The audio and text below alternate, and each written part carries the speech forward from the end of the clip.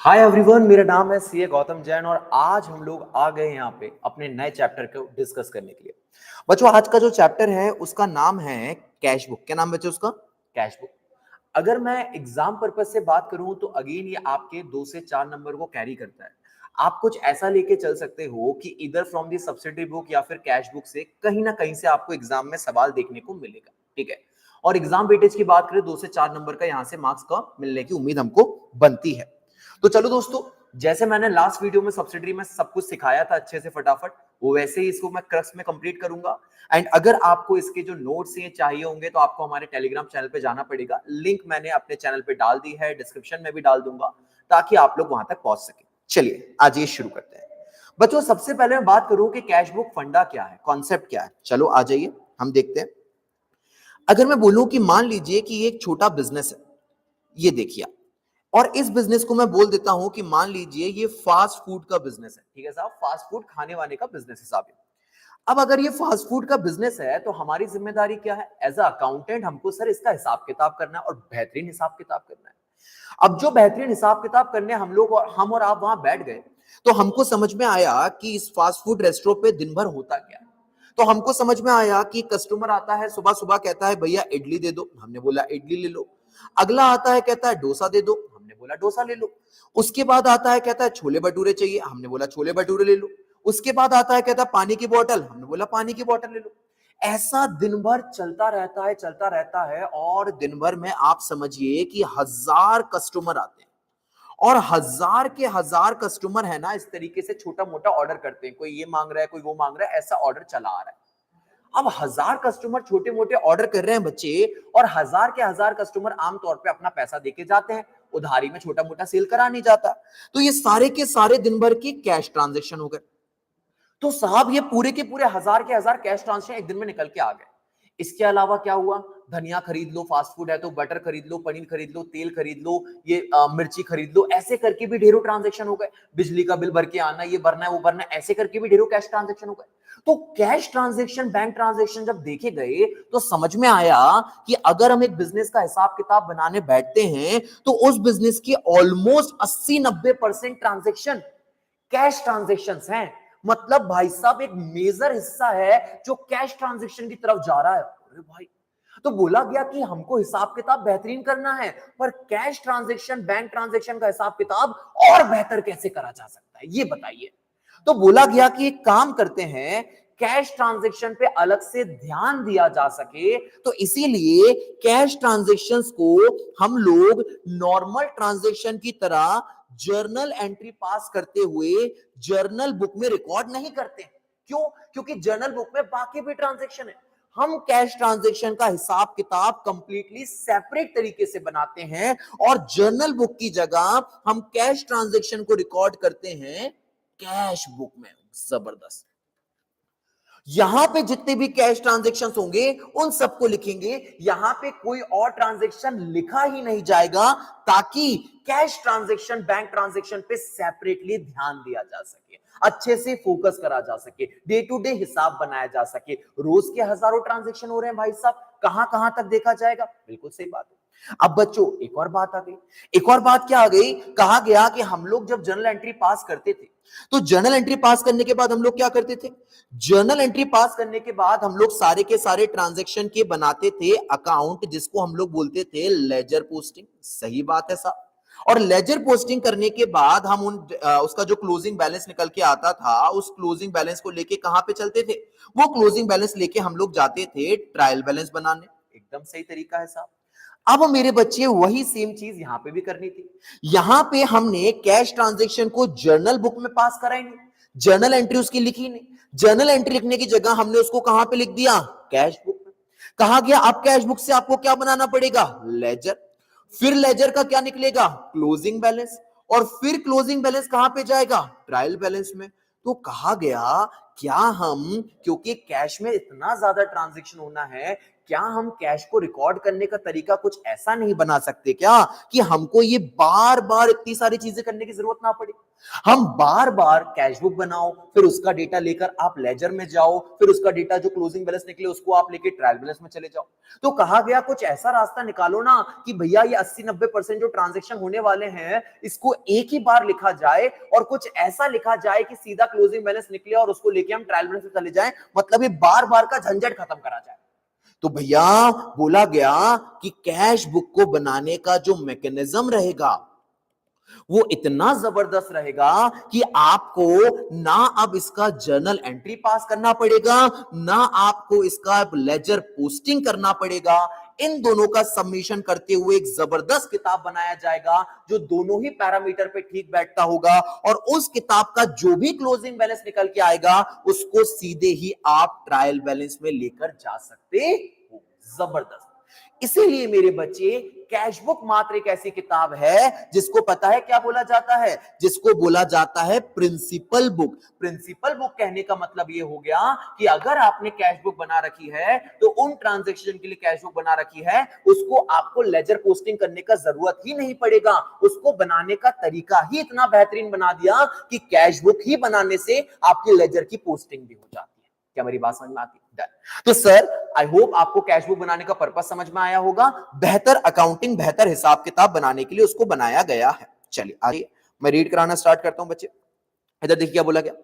Cash book को बोला गया it act both as a subsidiary book. Subsidiary book का मतलब क्या बताया था बच्चा जी? सब्सिडरी बुक का मतलब होता है ऑल्टरनेट बुक्स, मतलब जर्नल के अलावा जितनी भी बुक्स होती हैं सारी बुक्स को आप ऑल्टरनेट बुक बोलते हो। तो जर्नल बुक जिसमें जर्नल एंट्री रिकॉर्ड होती है, देन उसके बाद सेल्स बुक, परचेज बुक्स, आपकी sales return book, purchase return book, ऐसे ही कैश बुक, ये सारी बुक जो है एडिशनल बुक है, ऑल्टरनेट बुक्स हैं। तो भैया इन एडिशनल ऑल्टरनेट बुक्स को साहब आप क्या बोलते हो? सब्सिडरी बुक बोलते हो।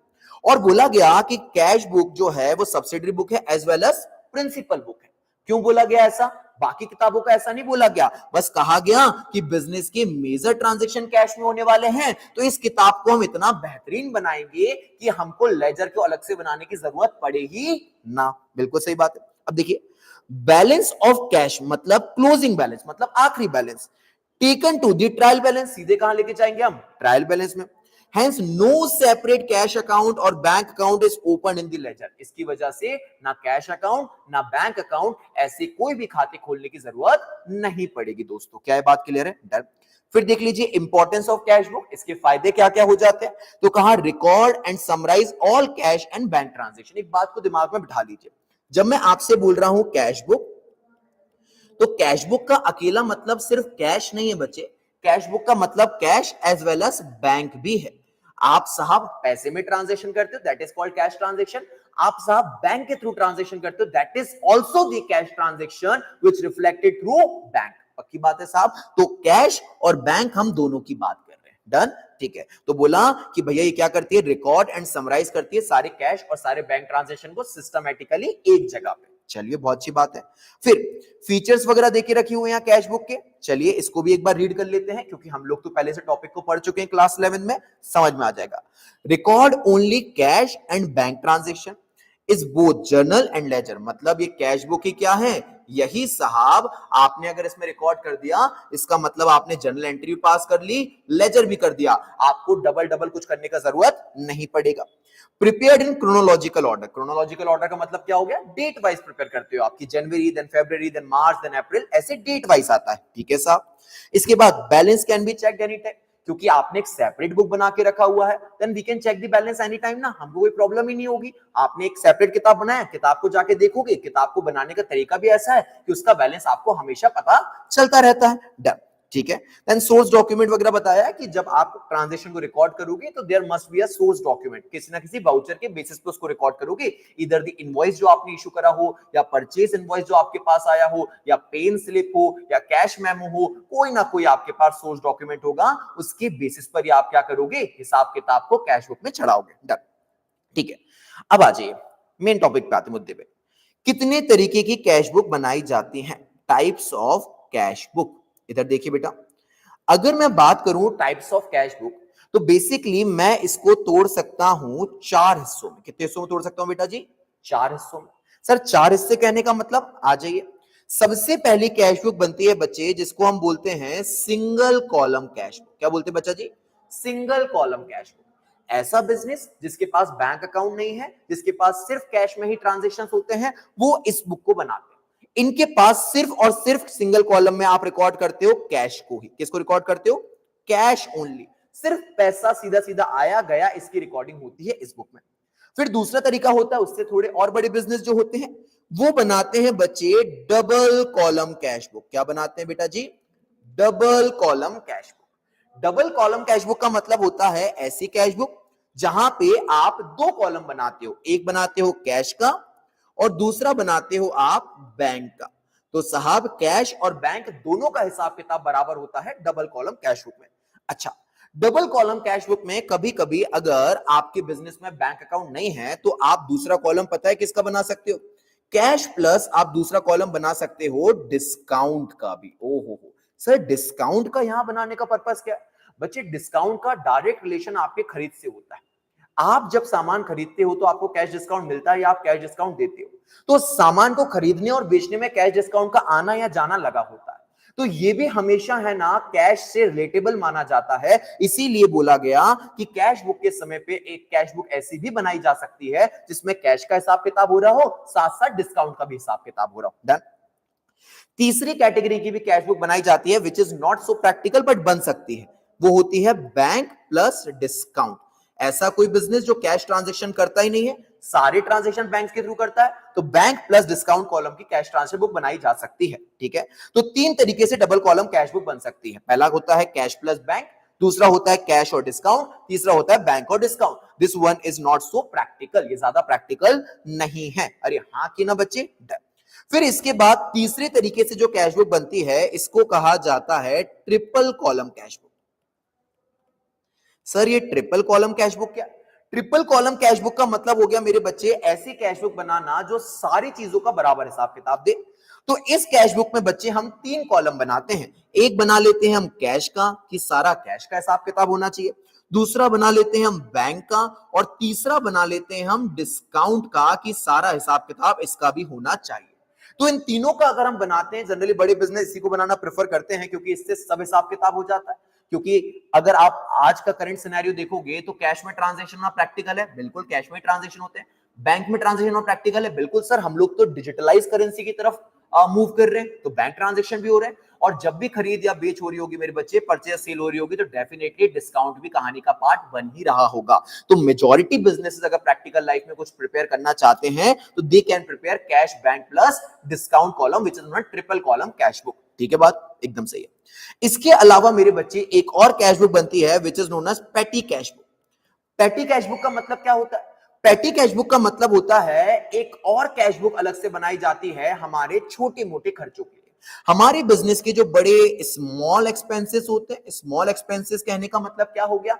चाय का खर्चा, स्टेशनरी खर्चा, पेन वैन लेकर आ गए आपने साहब, ऐसी कुछ फ्रेट व्रेट का खर्चा कर दिया, ऐसी आपने छोटे मोटे जो खर्चे, अगर उन खर्चों का आप हिसाब किताब बनाना चाहते हैं कि यार छोटे मोटे खर्चे कहां पे होते हैं हमारे पूरे हफ्ते में पता ही नहीं चलता है, तो उसके लिए आप लोग है ना पेटी कैश बुक के कॉन्सेप्ट को अडॉप्ट कर सकते हैं। छोटा सा कैश बुक बना सकते हैं अपने छोटे मोटे खर्चों के लिए। अरे हाँ कि ना? तो ये 4 तरीके से कैश बुक बनता है, हम एक एक करके सबको डिस्कस करने जाएंगे। ठीक है, चलिए आज सबसे पहले हम बात करते हैं sir category number A, single column cash book. Single column cash book में बच्चे सिर्फ एक ही कॉलम होता है और वो किसका होता है? कैश का। इधर देखिए आप, जैसे कि ये आपको दिखाई दे रही है, ये मैंने बोल दिया, मैं कलर ऐसा रखता हूं कि आपके लिए विजिबल हो। कैश बुक क्या बना दिया मेरे बच्चे? Cash book. अगर आप कैश बुक का प्रोफॉर्मा मतलब फॉर्मेट देख पा रहे हो तो आपको है ना थोड़ी थोड़ी लेजर की याद आ रही होगी। यही तो है, कैश बुक का पूरा फॉर्मेट लेजर की तरह ही बना दिया गया ऑलमोस्ट। तो साहब इसलिए तो बोला गया कि अगर आपने कैश बुक बना ली है तो लेजर बनाने की जरूरत पड़ेगी ही नहीं, क्योंकि हम उसको बना ही इस तरीके से रहे हैं कि वो आपकी entry as well as ledger दोनों का काम कर देगा। ठीक है साहब, तो ये कैश बुक हो गया, ये साइड हो गई डेबिट, ये साइड हो गई क्रेडिट। बच्चा बच्चा जानता है ये बात तो डर। ठीक है, कॉलम की बात करता हूं तो मैं इसको बोलता हूं कॉलम। ठीक है, यहां पे सिर्फ एक ही कॉलम है, एक ही कॉलम है, तो इसका मतलब इस बिजनेस के सिर्फ और सिर्फ कैश ट्रांजैक्शन होंगे, कोई बैंक ट्रांजैक्शन नहीं होगा। डन। अब बच्चा बच्चा जानता है दोस्तों कि अगर हम बात करें कैश की तो कैश होता है साहब एसेट और दुनिया के जो भी एसेट्स होंगे, सारे एसेट्स का मेन बैलेंस क्या होता है? डेबिट। तो इसका मतलब ये कि ये एसेट साहब स्टार्ट कहां से होती है? कैश बुक हमेशा डेबिट साइड से स्टार्ट होती है। तो हमेशा जो है ये बुक जो स्टार्ट होगी वो स्टार्ट होगी टू बैलेंस ब्रॉट डाउन करते हुए इस तरफ से, इधर से स्टार्ट होगी कि हाँ भैया हमारे पास इतना पैसा पड़ा हुआ है, आज की तारीख है 1/4/2024 ओपनिंग डेट पर, उसका जन्म हमेशा यहां से होगा। इसके बाद मेरे बच्चे साल भर में जितना पैसा आएगा, आपने सेल कर दी, कैश सेल कर दी, आपके पास जहां से भी पैसा आ रहा है, आपके पास कैश में लोन आ गया, आपके पास कैश में कैपिटल आ गया, आपके पास कैश पड़ा हुआ मिल गया, आपके पास कैश सेल हो गई, कहीं से भी पैसा आएगा, अगर पैसा आ रहा है तो उसको रिकॉर्ड करोगे आप डेबिट साइड। लॉजिक क्या है साहब? लॉजिक यही है बच्चे, कैश का मतलब होता है एसेट, और अगर एसेट बढ़ते हैं तो क्या होता है? डेबिट। तो हमेशा सारे के सारे टाइम जब भी पैसा आएगा उसको आप यहां पे रिकॉर्ड कर दोगे। फॉर एग्जांपल मान लीजिए कैसे, मान लीजिए कि आपने कैश सेल कर दी, कैश सेल कर दी तो एंट्री क्या पास होती है? Cash account debit to sale account. मान लीजिए 100 रुपए की होगी भाई साहब, तो साहब आपके पास पैसा कितना आ गया? 100 रुपया। तो आप यहां पे लिख दोगे कि हमारे पास 100 रुपए आ गए, और यहां लिख दोगे टू सेल। कहां से आ गया पैसा? टू सेल, मतलब अपोजिट पार्टी का नाम लिख देते हो आप। अरे हाँ की ना, कि यहां से पैसा आ गया। इसके बाद मान लीजिए आपके पास लोन का पैसा आ गया, कैपिटल का आ गया, cash account debit to capital ले लेता हूं। कितना आ गया? 1 लाख।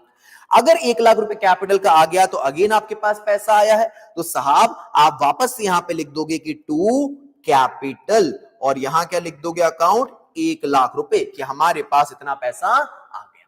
तो जब जब पैसा आएगा आपने डेबिट साइड लिख लेना। जब जब पैसा जाएगा, आपको सामान खरीद रहे हो, बिजली का खर्चा भर रहे हो, छोटे मोटे खर्चे कर रहे हो, स्टेशनरी का पैसा देना, इसका पैसा देना, एम्प्लॉय की पगार देना, जब भी पैसा जाएगा तो हमेशा साहब जब भी आउटफ्लो होगा तो उसको रिकॉर्ड करा जाएगा क्रेडिट साइड पे, क्योंकि पैसा जो है एसेट है, और एसेट कम होगा तो क्या हो जाएगा?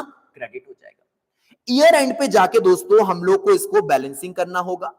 बैलेंसिंग करना हम सब जानते हैं, और जो क्लोजिंग बैलेंस आएगा वो जानते हो कहां आएगा? वो हमेशा आएगा यहां पे, बाय बैलेंस कैरिड डाउन, यहां पे आएगा। सर हमेशा ही आएगा क्या? हाँ बच्चे, क्योंकि कभी भी कैश ओवरड्राफ्ट नहीं होता, कैश नेगेटिव नहीं हो सकता। Bank can be the negative, but cash negative नहीं हो सकता। अगर मेरी जेब में 100 रुपए है तो मैं 100 ही खर्च कर सकता हूं कैश के फॉर्म में, तो 100 रुपए से ज्यादा खर्च नहीं कर सकता, तो कभी भी कैश नेगेटिव नहीं जा सकता। इसीलिए बच्चे हमेशा क्लोजिंग बैलेंस इस तरफ ही आएगा, हमेशा ओपनिंग बैलेंस इस तरफ ही आएगा। ये आपका एक एमसीक्यू भी बनता है।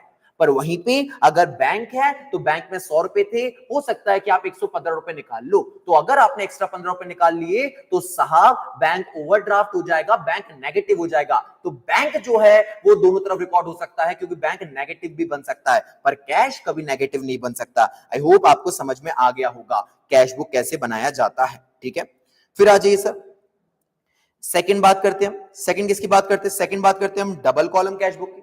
डबल कॉलम कैश बुक 3 तरीके से बनाया जाता था। सबसे ज्यादा पॉपुलर इसमें कौन सा है? कैश कॉलम वाला प्लस बैंक कॉलम। लिख देता हूं, कैश प्लस बैंक कॉलम।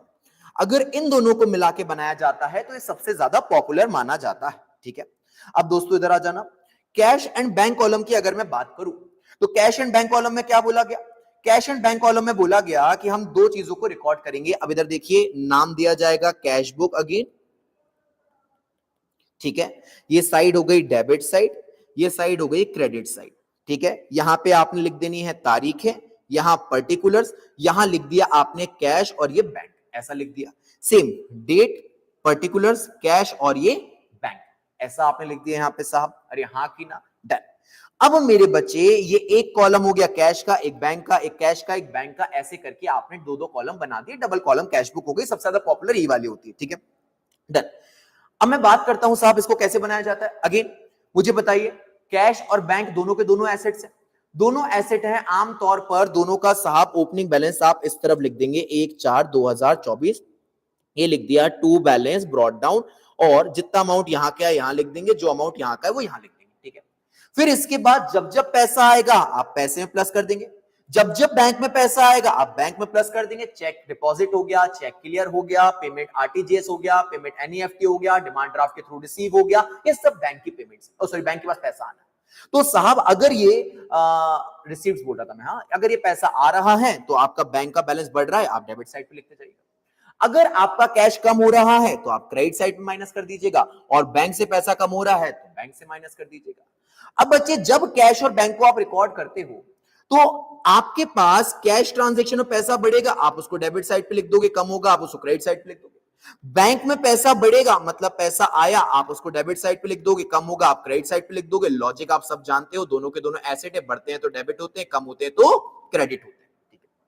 इसके तुरंत बाद बच्चों दो ट्रांजैक्शन होते हैं जिनको हम बोलते हैं Contra entry transaction. Contra entry transactions क्या होते हैं? कॉन्ट्रा एंट्री ट्रांजैक्शंस मतलब हमने ही अपना पास, मान लीजिए व्यापारी है, ये बिजनेसमैन है, ये बिजनेस है, हाँ, बिजनेस के पास आज की डेट में कैश पड़ा हुआ है, मान लीजिए 1 लाख रुपए, 1 लाख रुपए हाथ में रखे हुए। अब व्यापारी को डर सताता है कि पैसा हाथ में कौन रखेगा, बैंक में जमा कर देते हैं, तो उसने अपने ही बैंक में पैसा जमा कर दिया, 1 लाख में से निकाल के मान लीजिए 90,000 जमा कर दिया।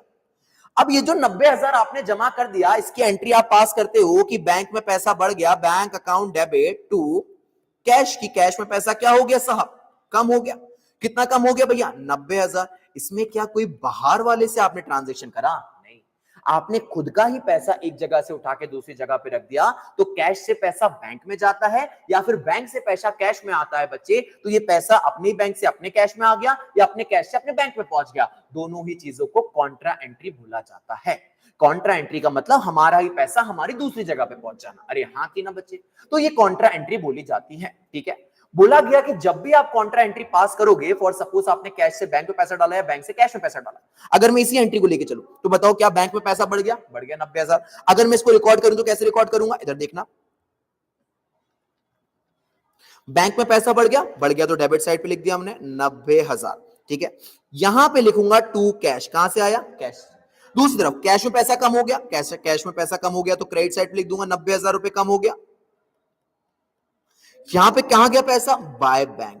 अब जब ये कॉन्ट्रा एंट्री पास होता है बच्चे, तो आप यहां पे लिख देते हैं सी स्टैंड फॉर कॉन्ट्रा। अरे हाँ कि ना, बहुत सारे राइटर इसको 90,000 मतलब अमाउंट के बगल में भी सी लिख देते हैं। अरे हाँ कि ना मेरे बच्चे, तो ठीक है, आपको अल्टीमेटली यहाँ पे कॉन्ट्रा के साइन को मेंशन करना पड़ेगा कि हाँ भैया ये कॉन्ट्रा एंट्री हो गई है, हमने इसके साइन को यहाँ पे मेंशन कर देंगे। क्या मेरी बात क्लियर है? डन साहब। इसके बाद बच्चे आप ईयर में एंड में इसको क्लोज करेंगे, यहाँ पे क्लोजिंग फिगर आ जाएगा, बाय बैलेंस कैरिड डाउन करके ये आपका बैलेंस फिगर निकल के आ जाएगा। ठीक है भैया, और ये जो फिगर निकल के आएगा इसको आप सीधा सीधा ट्रायल बैलेंस में लेके जा सकते हो, ये सीधा सीधा आपके ट्रायल बैलेंस का पार्ट बन जाएगा।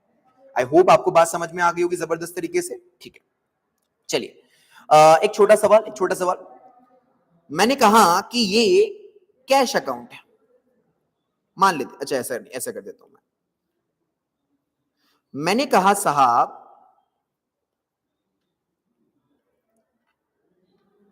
ये कैश अकाउंट है, ये बैंक अकाउंट है, मतलब बैंक कॉलम हो गया, ये कैश कॉलम हो गया और ये बैंक कॉलम हो गया। मैंने कहा कि ओपनिंग के समय पे आप यहां पे लिखते हैं टू बैलेंस ब्रॉट डाउन, यहां पे अमाउंट चढ़ा देते हैं। क्या कभी बैंक का ओपनिंग बैलेंस आपको क्रेडिट साइड लिखने पड़ सकता है? बिल्कुल लिखने पड़ सकता है।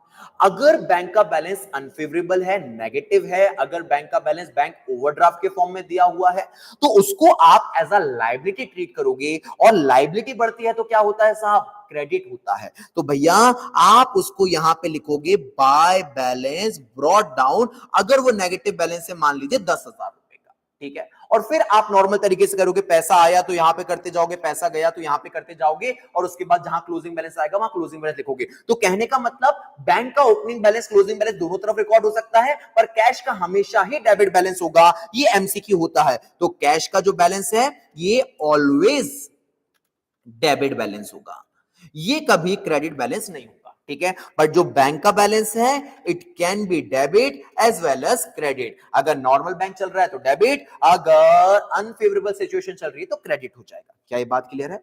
ठीक है, इसके बाद आगे चल देते हैं दोस्तों अपन। हाँ जी, इधर देख लीजिए, एक और तरीके double column cash book, cash plus discount column की बात कर लेते हैं हम लोग।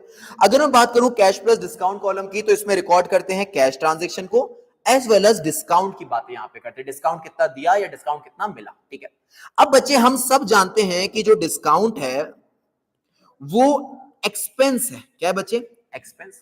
और एक्सपेंस का जो अकाउंटिंग ट्रीटमेंट होता है which is similar to asset, अगर एसेट बढ़ते हैं तो क्या होता है डेबिट, तो एक्सपेंस भी बढ़ते हैं तो क्या होता है डेबिट, अगर एसेट कम होते हैं तो क्या होता है क्रेडिट, तो एक्सपेंस भी कम होते हैं तो क्या होता है क्रेडिट। मतलब इनका हिसाब किताब एकदम सेम टू सेम बना हुआ है, किसकी तरह भाई साहब, इनका हिसाब किताब एकदम सेम टू सेम बना हुआ है आपके एसेट के हिसाब से, पक्की बात है, डन। सेकेंड चीज बच्चे, डिस्काउंट जो होते हैं इनको कभी भी है ना बैलेंस नहीं करा जाता, क्लोजिंग बैलेंस नहीं निकाला जाता, इनको हमेशा टोटल करके छोड़ दिया जाता है, क्योंकि डिस्काउंट जो है दोस्त वो एक खर्चा है, पक्की बात है। तो उस खर्चे को आपको उठा के कहां पे लेके जाना है, आपको उस खर्चे को ऑटोमेटिकली आपका जो खर्चा होगा वो ट्रायल बैलेंस वगैरह में पहुंच जाता है, उसका आप क्लोजिंग बैलेंस नहीं निकालते हो, क्योंकि उसके बैलेंस को आपको आगे फॉरवर्ड नहीं करना होता है, तो इसको सिर्फ आप टोटल करते हो। अरे हाँ कि ना, अच्छा सर इसका परफेक्ट लॉजिक देख लीजिए, डिस्काउंट अलाउड जो है ये हमारे लिए एक एक्सपेंस हो गया, डिस्काउंट रिसीव्ड जो है ये हमारे लिए आप एक्सपेंस की जगह इसको मैं बोलूं तो आप इसको इनकम ट्रीट कर लीजिए, ये इनकम हो जाती है हमारे लिए। तो क्योंकि ये एक्सपेंस है, ये इनकम है, एक्सपेंस बढ़ता है तो डेबिट होता है, इनकम बढ़ती है तो क्रेडिट हो जाती है, तो ये दोनों अलग अलग चीजें हैं, इसीलिए भी इसका बैलेंसिंग करा जाता नहीं है। तो इसका जो भी होगा आपको सिर्फ टोटल लगाना होता है, टोटल लगाना होता है, और इसका जो टोटल होता है वही आपके ट्रायल बैलेंस का पार्ट बन जाता है, उसी को लेकर आप ट्रायल बैलेंस पे चले जाते हो, इसको आप बैलेंसिंग नहीं करते, क्योंकि बहुत सारी जगह कहना यह है कि डिस्काउंट रिसीव्ड आपकी इनकम है और ये एक्सपेंस है, तो दोनों अलग अलग हो गए पैरामीटर पे। आई होप आपको बात समझ में आ गई होगी दोनों तरीके से। अब देख लीजिए बाकी कैसे बनाया जाता है, वही सिंपल तरीका जो आपको पता है, हमेशा से ऊपर की किताब को नाम देंगे हम कैश बुक, यहां पे लिखेंगे हम ओपनिंग डेट, यहां लिखेंगे टू बैलेंस, टू बैलेंस करके कैश का ओपनिंग बैलेंस तो आएगा, डिस्काउंट का कभी नहीं आएगा, क्योंकि डिस्काउंट खर्चे हैं या इनकम है, इनको उठा के पीएनएल में मार दिया गया होगा, डन। इसके बाद साहब जब जब कैश बढ़ेगा यहां रिकॉर्ड करेंगे, जब जब आप डिस्काउंट दोगे मतलब खर्चा बढ़ेगा आप यहां रिकॉर्ड करोगे। इसके बाद साहब आपका जब जब कैश कम होगा आप यहां रिकॉर्ड करोगे, और जब जब आपकी इनकम बढ़ेगी साहब उसको आप यहां पे रिकॉर्ड करोगे। आखिरी में जाके इसका आप क्लोजिंग बैलेंस निकाल लोगे, इनके दोनों के निकलेंगे क्लोजिंग बैलेंस जो भी होगा, और इसको आप ट्रायल बैलेंस में ले जाओगे, मतलब एक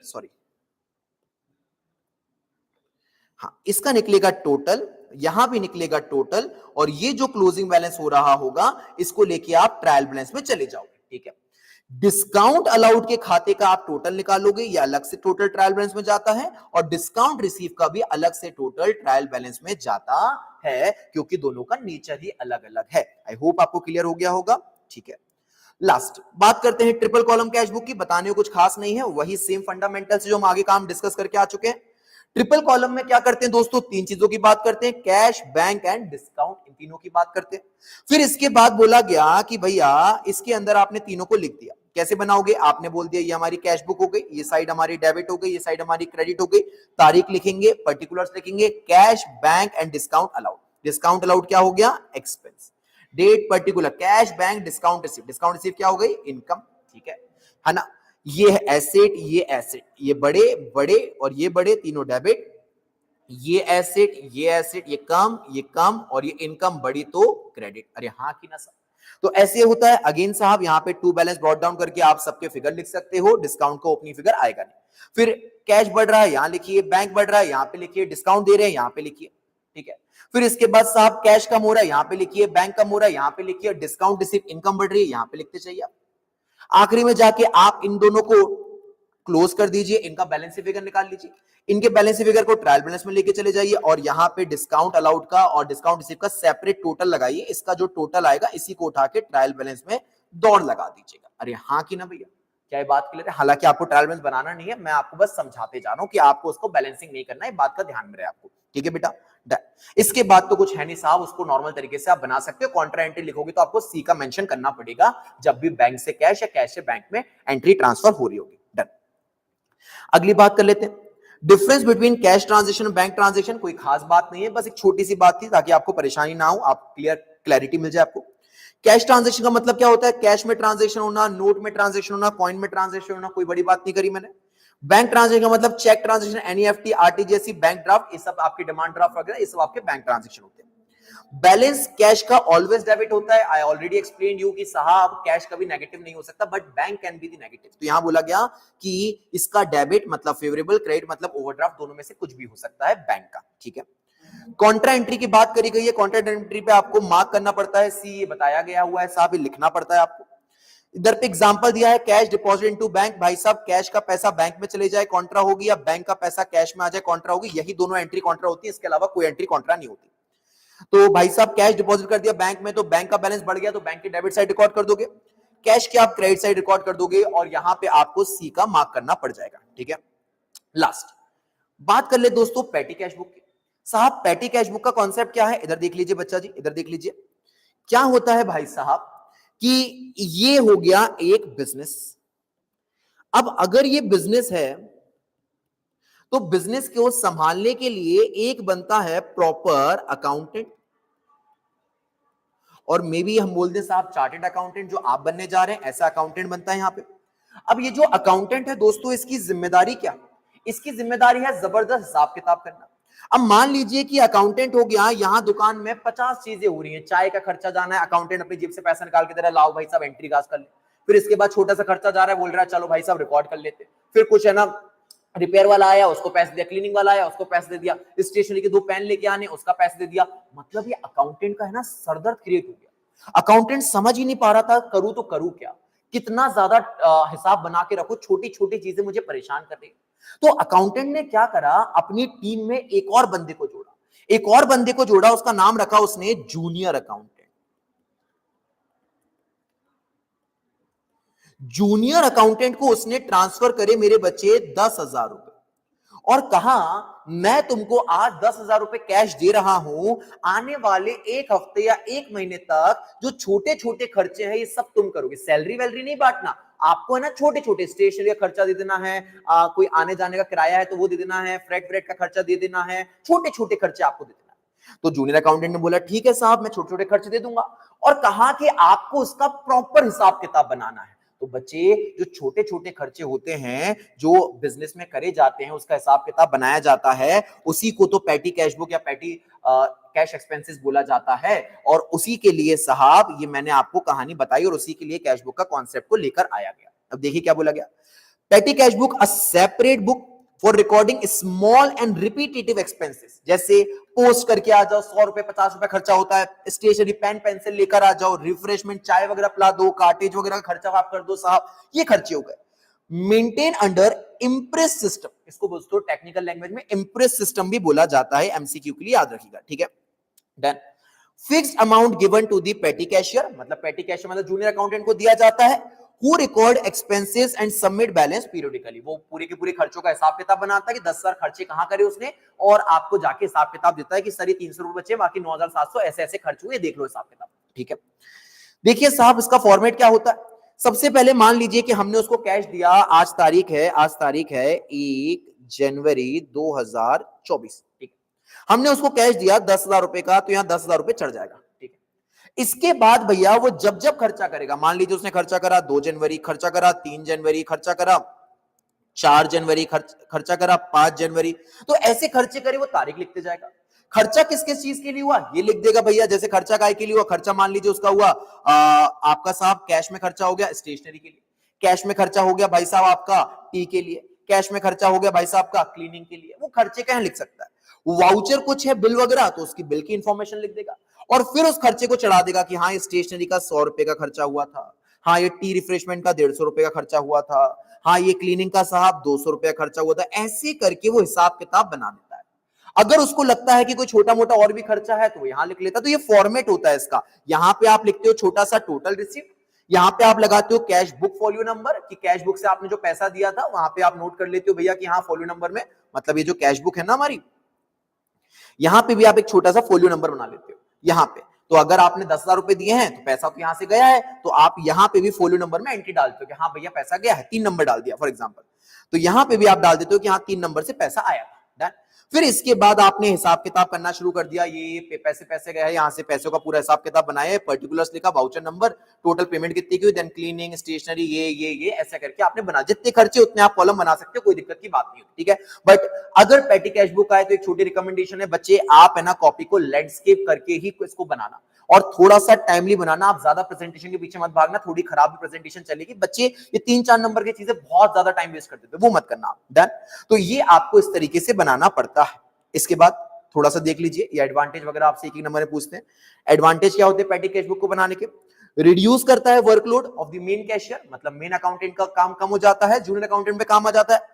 प्रॉपर कंट्रोल हो जाता है ओवर दी पेटी कैश एक्सपेंसेस, पेटी एक्सपेंस मतलब स्मॉल एक्सपेंसेस, छोटे खर्चों पे अच्छा कंट्रोल हो जाता है कि उनके बिल लगे हैं, वाउचर लगे हैं, खर्चे की तारीख लिखी हुई है, जरा जरा से खर्चे साहब 50-50 100 रुपए के, easy to check and summarise, आराम से चेक कर सकते हैं, ठीक है, नॉट सो इंपॉर्टेंट, डन। अभी कुछ ट्रू फॉल्स है इंपॉर्टेंट, इसको एक बार देख लेंगे हम लोग फटाफट, डन। इधर देखना, discount column of cash book record trade discount. मेरे बच्चे ने पढ़ा है कि डिस्काउंट दो तरीके के होते हैं, एक होता है ट्रेड डिस्काउंट और एक होता है आपका कैश डिस्काउंट। बच्चे हमको पता है कि ट्रेड डिस्काउंट हमको अगर बल्क परचेज करते हैं उस समय मिलता है, और हम लोग कभी भी ट्रेड डिस्काउंट को किताब में रिकॉर्ड करते ही नहीं। The thing which is not allowed to record in the books, तो वो आपकी कैश बुक में कैसे आ सकती है? तो साहब ट्रेड डिस्काउंट कॉलम में कभी ट्रेड डिस्काउंट तो आ ही नहीं सकता। इन्होंने बोला discount column of cash book records trade discount, ना जी ना, ये तो रिकॉर्ड करता है ओनली कैश डिस्काउंट। समझ में आती बात? तो ये गलत हो गई स्टेटमेंट, आपको फॉल्स लिख के यहां पे इसको एक्सप्लेन करना पड़ता है ना, ठीक है। थोड़ा एक्सप्लेनेशन कहां से आएगा? 2 से 3 लाइन तक, 3 से 4 लाइन तक जाना चाहिए, डन। सेकंड पॉइंट देख लीजिए, discount column of cash book is never balanced. ओहो, बात सही है क्या साहब? बिल्कुल सही बात है, मैंने आपको बताया। डिस्काउंट कॉलम साहब अगर खर्चे वाली साइड का है डिस्काउंट अलाउड तो वो एक्सपेंस है, अगर इनकम वाली साइड का है डिस्काउंट रिसीव तो वो इनकम है। एक एक्सपेंस एक इनकम, क्या आप उसको बैलेंस कर सकते हैं? बिल्कुल नहीं कर सकते। इनको आप टोटल करते हैं और टोटल करके अपना पैसे को आप ट्रायल बैलेंस में लेके चले जाते हैं, डन। थर्ड चीज देख लेते हैं, cash book is a subsidiary book as well as principal book. मैंने आपको बताया था बच्चे, सब्सिडरी मतलब एडिशनल बुक और प्रिंसिपल बुक दोनों होती है कैश बुक, बिल्कुल सही बात है। चौथी बात कर लेते हैं हम, cash column of cash book में शो डेबिट और क्रेडिट बैलेंस, बिल्कुल गलत बात है। कैश कॉलम जो है क्या कभी भी उसमें क्रेडिट बैलेंस हो सकता है? बिल्कुल नहीं हो सकता, हमेशा ही डेबिट बैलेंस होगा, क्योंकि cash can never be the negative, पक्की बात है, ठीक है। पांचवा, पेटी कैश बुक क्या होती है? Record small expenses under the Impress system, याद रखिएगा ये वर्ड, इंप्रेस सिस्टम बोलते हैं इस चीज को, जब कैशियर को आप पैसे देते हो उसको बोलते हैं Impress system for the better management, done. Special facts एक आध दो लिखे हुए हैं बच्चे, क्या लिखे हुए हैं? इट इज बोथ जर्नल, अच्छा वही लिखा हुआ है कि कैश बुक और मतलब वो journal book and as well as वो लेजर दोनों काम करती है कैश बुक, ठीक है। तो दोस्तों ये हम लोगों ने पूरा का पूरा टॉपिक रिवाइज कर लिया है। फटाफट समरी से आपको आखिरी बताता हूं क्या क्या पढ़ा था हमने पूरा। कैश बुक क्या होती है? कैश बुक दोनों कॉम्बिनेशन होती है, journal as well as ledger. अगर कैश बुक बनाई है तो ना ही आपको जर्नल एंट्री पास करने की जरूरत है, ना ही आपको लेजर बनाने की जरूरत है, दोनों की जगह पे आप सिर्फ कैश बुक बनाइए, काम हो जाएगा, डन। ऑलवेज क्या रिकॉर्ड करती है? कैश एंड बैंक ट्रांजेक्शन, आप ऐसा रख लीजिए, cash and bank and plus discount का भी हिसाब किताब यहां पे करा जाता है।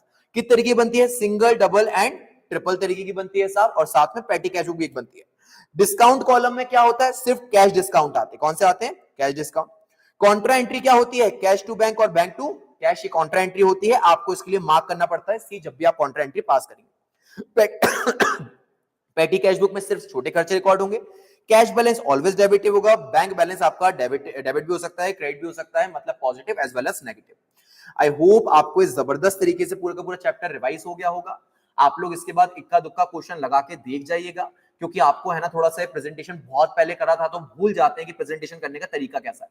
तो एक आध क्वेश्चन आप देख जाएंगे, बाकी आप ओरली भी देख जाएंगे तो काम चल जाएगा, थोड़ा टेंशन की बात नहीं है, चैप्टर में इजी लाइट टॉपिक है, फटाफट इसको रिकॉल कर लीजिएगा। चलिए थैंक यू सो मच, बने रहिए चैनल पे, और ये अगर नोट्स वगैरह आपको चाहिए तो नोट्स वगैरह डेफिनेटली आपको हमारे टेलीग्राम चैनल में मिल जाएंगे। थैंक यू सो मच, मिलते हैं दोस्तों नेक्स्ट वीडियो में नेक्स्ट टॉपिक के साथ।